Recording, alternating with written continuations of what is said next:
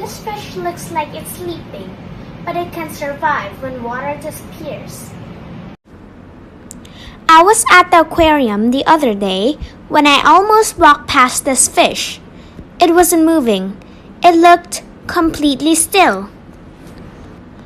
Most people didn't stop. They thought nothing was happening. But in the wild, where this fish comes from, water doesn't always stay.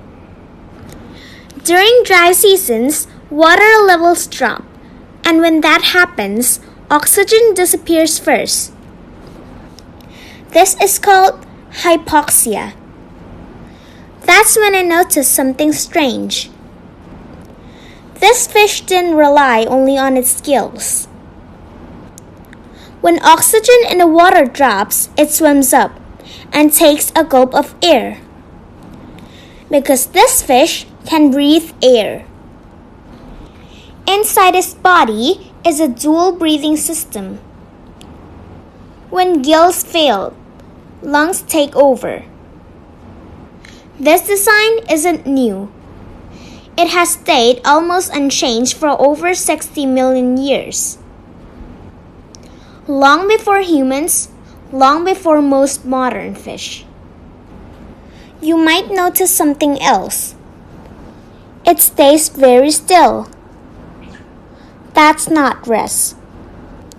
It's lowering its metabolic rate. Like putting your phone on extreme battery saver when energy is limited. Slow movement, low energy use, maximum survival. This is the Bichir, an ancient fish still alive today. It doesn't survive by being fast. It survives by wasting nothing.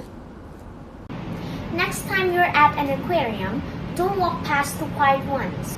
The oldest survival secrets don't move at all.